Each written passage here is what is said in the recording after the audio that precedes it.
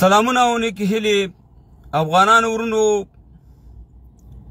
په ایران کې د ایران فاشست حکومت، ظالم حکومت، فرعون حکومت د افغانانو سره هغه ظلمونه کوي چې د دنیا په تاریخ کې چا نه دي کړي. د دې روژې مبارک په میاشت کې افغانانو ورونو د دې پوښتنه څوک وکړي؟ د افغانانو موږ دلته راځو، هیله کوم چې دا ویډیو دې ته شیر کړئ چې د طالبانو د مشرانو پورې ورسیږي او سترګې خلاصې شي چې دغه افغانانو سره لکه د فوټبال غونډه کې لوبې کېږي په ایران کې، کمیسونه پرتګونه تیستل کېږي، هغه ودرول کېږي، رقم توهینونه ورسره کېږي. او نن موږ دا وګورو چې یاره طالبان به د دې پوښتنه کوي که به نه کوي. افغانان ورونو موږ دلته راځو همدا خبرې کوو چې موږ روس مات کړی، موږ برطانیه ماته کړې، موږ 52 ملکونه مات کړي. نن من تاسې دا ته ووایه چې موږ شکست خوړلی که دنیا شکست خوړلی، چې موږ د خپل خور پوښتنه نشو کولی، د خپل یو افغان پوښتنه نشو کولی، د خپل یو مسافر پوښتنه نشو کولی. دلته موږ ډېرې غټې خبرې کوو چې موږ دنیا ته شکست ورکړی.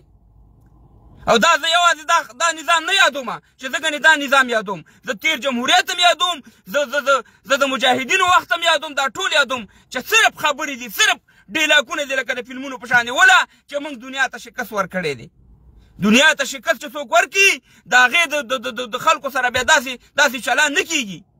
دنیا ته چې څوک شکست ورکړي هغه بیا د پنجابک جواب ویلی شي. نن مجاهدین کینی وایي موږ ورو تاجکستان، ازبکستان او روسیه کې دا ملکونه خیدام آزاد کړي او زموږ د جهاد د برکته برلین آزاد شوی. خوله دې ستاسې ماته شي چې د یو پنجابک نه خپل خور مور نشي ګټلی، ته راځې ماته د تاجکستان ازبکستان خبرې کې. ستا خور مور ستا ساسې هغه خویندې ما مخکې په لیفونو کې ویلي د 2 وخت ډوډۍ دپاره خپل عزتونه نیلام کړم. دا ستاسې په وخت کې مجاهدینو چې تاسې دا خبرې کولې چې موږ دنیا ته شکست ورکړی. او نن هم چې موږ وایو چې 52 ملکونو ته هم شکست ورکړی، نه موږ د پنجاب د زوره یو، نه موږ د ایران د زوره یو، او غټو قدرتونو ته موږ شکست ورکوو. د دې پوښتنه څوک وکړي؟ دا مسؤلیت د چا دی؟ دنیا ته چې شکست ورکړی جاپان ورکړی، چې ته وګوره چې ټولې دنیا ته کومک ورکوي. جرمني ورکړی دنیا ته شکست، امریکې دنیا ته شکست ورکړی، روس دنیا ته شکست ورکړی، برطانیه دنیا ته شکست ورکړی، فرانسې دنیا ته شکست ورکړی چې خلک ورته روانې مزدورۍ ته راتګ ته ورور همداسې لیواله ناست دي. سعودي عرب دنیا ته شکست ورکړی چې زه په لکاو روپۍ وانې ویزا لم او سعودي عرب ته مزدورۍ ته بستره مې شاته اچولي.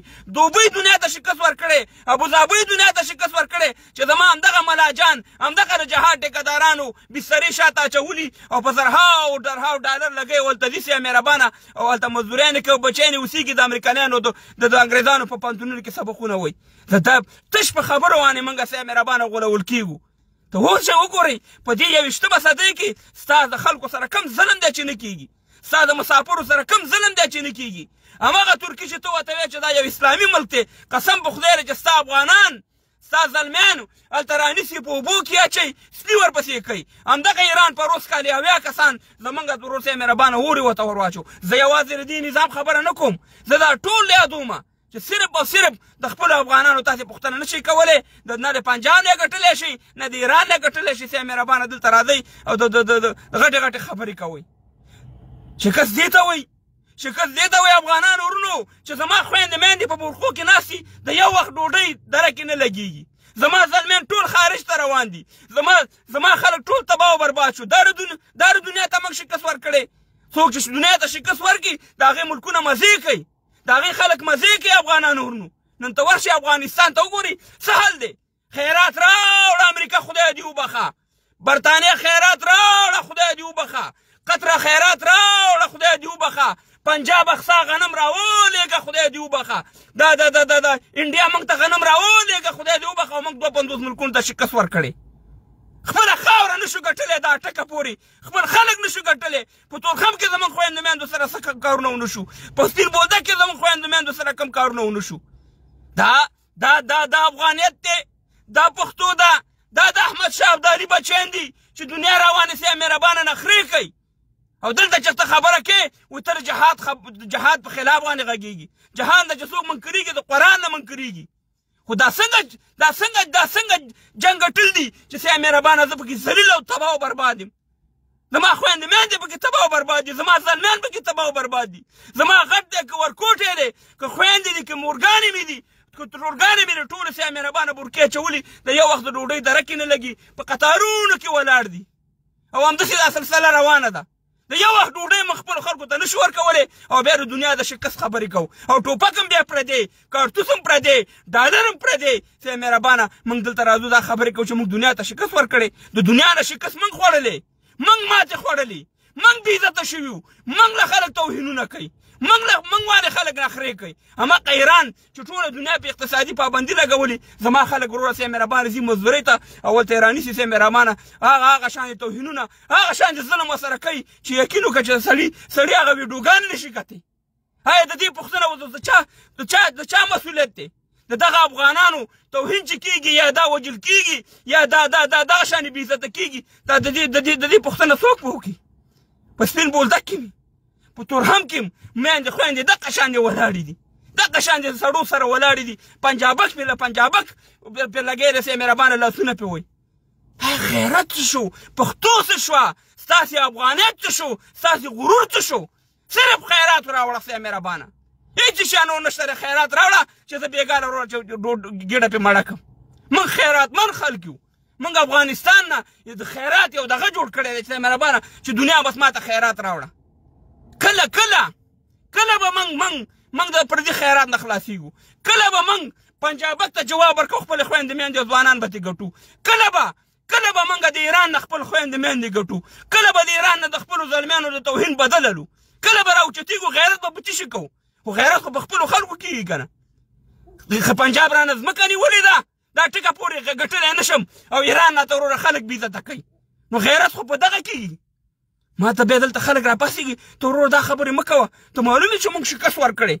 شکست دې نه منم، شکست به دې هله ومنم چې د خپلو خلکو ته پوښتنه وکړي، د خپلو زلمیانو ته پوښتنه وکړي. تا خدای د دې روجې په میاشت کې ستا د افغان نه پرتوګ کمیس دې ایستل کېږي. رقم خبرې ورته وایي چې دا وکړه لکه بیزو چې ګډې.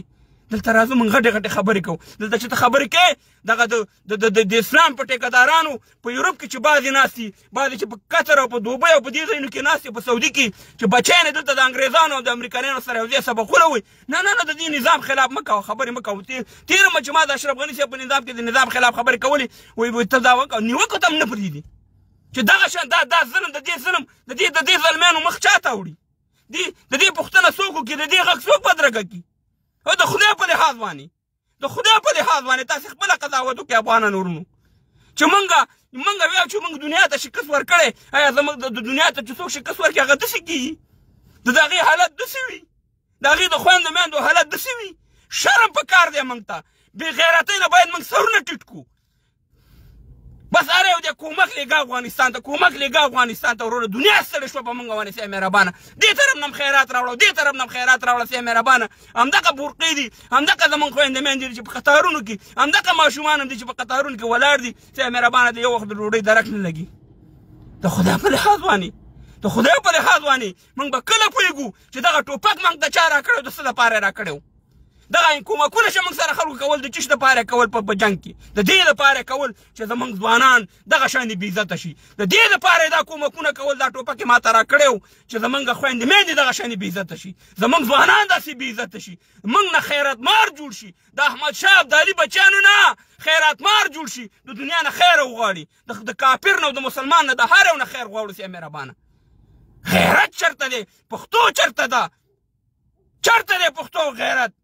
خویندې میندو باندې مکتبونه بندو، ځوانان راځي توهینونه ورته کوو، د بیرغ په سر باندې وروره سر پې کلو، برېت یې پې نیمې وو، ملي شیونه د منځه وړو، ملي شیونو ته احترام نه لرو. وروره ټوپک مې راغستی د امریکاني ټوپک، هغه راسره څنګ کې پروت دی، خپل ملي بیرغ او حکومه ځوانان زما لاړ شه په همدغه شانې شیونو باندې د میندې ټول لاړ وروره خارج ته منډې. تاسو ته ما ویلي چې دا ته وګورئ د درېیمې میاشتې نه وروسته به ستاسې د افغانستان به د خلکو یو بهیر روان وي خارج ته، ایران ته به ځي، ترکي ته به ځي، خارج ته به ځي. لکه چې ته ورسره داسې سلوک کوې چې هغه وروره ته یې مهربانه چې منځلما ټوله زما ته نه وروره د اقتصادي کوم پروګرام لري، ته نه وروره ملي شیانو ته دغه ژمنې صرف او صرف مهربانه به شکست دی او ما دی او هغه دی. یو ځای کې د وروره صاحب مهربانه زه د سپین بیرغ ته احترام لرم، یو ځای کې د سپین بیرغ راوچت کړي، بل ځای کې د سپین بیرغ راوچت کړي.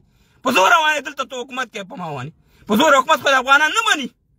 که تاریخ وګوره که چا منلي او هغه کامیاب شوي، نو خبره دا ده افغانانو ورونو چې انتهایی ظلم تاسو ته به دا ویډیوګانې مخې ته راشي په ایران کې د افغانانو سره کېږي. او زه هغه وخت هم را یادوم چې په 1980 کې د پاکستان په محبسونو کې په سلهاو افغانان د ګرمۍ د لاسه مړه شو. دا د 1980 خبره کوم. خلک موږ ته وایي تاسې وایي نفرتونه خوروئ. دا 1980 تاسې وګورئ، ګوګل کې سرچ کړئ. د ضیاء الحق په وخت کې هم موږ سره دا ظلمونه کېده، هم زموږ خلک په وروره صاحب مهربانه نیول کېده. مهاجر دی، پلانې دی، بستانې. دا د نن د 2 کسان نه خوشحالېږي چې ایران والا دا کار کړی. موږ سره ولا کې نه پنجابک موږ باندې سرپه کړې ده او نه وروره صاحب مهربانه ایران. او دلته صاحب مهربانه راځو چې موږ وروره د دنیا قهرمانان موږ یو. دا خو هغه خبره شوه چې یو سړي ته په غېږه ورشه، هغه سړی راسملوه، خو هغه سړی دې بېرته راوچت شي، ستا کور دې وران کړي، ستا خویندې میندې دې بې عزته کړي، ستا ځوانان دې در په در کړي، تا نه دې سوالګر جوړ کړي. ته بیا یې وروره مټې وې چېرې ما وروره سړی راسملولی. هغه سملول خو نه شو، هغه خو ته تباه او برباد شوي. نو خبره دا ده افغانانو، طالب په مخکې شعر کې غواز بدرګه کوي چې انتهایی په بدو حالتو کې دي. هغه ویډیوګانې څوک نشي کتلی د روژې میاشت ته، ولږه تنده خو په یو طرف ته ده. او اوس هم صاحب مهربانه پرتوګ او کمیسیون هم رانه وباسي او ځوانانو باندې رقم نخرې کوي. دا خبره زه کومه چې دا اوسنۍ زما خبرې نه دي. ما په تیر نظام کې په تورخم کې زموږ خویندې میندو ته خارج وکوړل شوې ده. ما بیا دلته ویډیوګانې کړي، ما بیا دلته لایفونه کړي. خلک دا بیا ما ته نه وایي چې ته مخکې چېرته وې. مخکې هم زما ویډیوګانې شته په هغې نظام کې. په ایران کې چې کوم ظلم شوی دی یا په ترکیې کې کوم ظلم شوی، په هغې باندې ټولو باندې موږ ویډیوګانې راکېک شوې. زه نن دا وایم چې موږ دنیا ته شکست نه دی ورکړی، شکست موږ خوړلی، موږ خیرت مار یو، موږ بې عزته شوي، زموږ خویندې میندې بې عزته شوي. او هغه خلک چې وایي چې موږ تاجکستان او ازبکستان او زموږ د وجې نه برلین آزاد شوی، خولې ماتې شه بې غیرتو د ISI د CIA ایجنټانو. ستاسې خویندو میندو په 2 نوي کې چې ورسره کم عملونه وکړه، د خپل 2 وخته ډوډۍ دپاره بیا خپل عزتونه لیلام کړه. هغه هم نشئ ګټلی، اټک نشئ ګټلی. او دې طرف ته تاجکستان او ازبکستان موږ ته ازادۍ خاورې دي چې ستا دا بدرنګه قواره چې تاسې افغانستان د داود خان د وختونه هم دلته په تباهۍ باندې راواغسته، نن پورې افغانستان د تباهۍ او بربادۍ طرف ته روان دی. په الله سپارم دا وینم وکړه او دا لایف شیر کړه.